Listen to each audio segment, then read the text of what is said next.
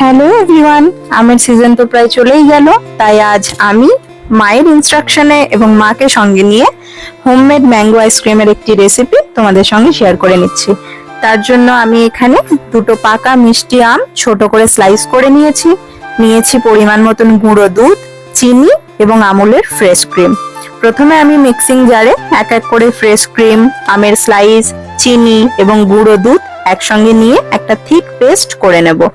পেস্টটা একদম স্মুথ না হলেও অসুবিধা নেই, বরং আইসক্রিম খাওয়ার সময় যদি আমের স্লাইস গুলো একটু মুখে পড়ে তো ভালোই লাগবে খেতে।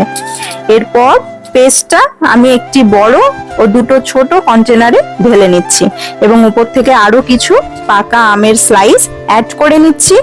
তাতে আইসক্রিমটা দেখতেও সুন্দর লাগবে এবং খেতেও আরো বেশি ন্যাচারাল লাগবে। এরপর ঢাকনাগুলো আটকে আমি ডিপ ফ্রিজে কন্টেনারগুলো রেখে দেব সারা রাতের জন্য। আর পরের দিন সকালে তোমরা ঘরের সবার সাথে জমিয়ে উপভোগ করবে এই টেস্টি টেস্টি ঠান্ডা ঠান্ডা ম্যাঙ্গো আইসক্রিম।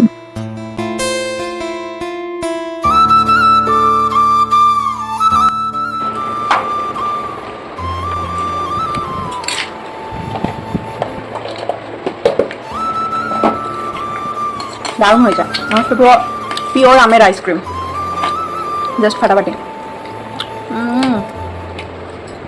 আরো আমের ওই স্লাইসগুলো দেওয়াতে আরো বেশি ন্যাচারাল লাগছে, দারুণ হয়েছে।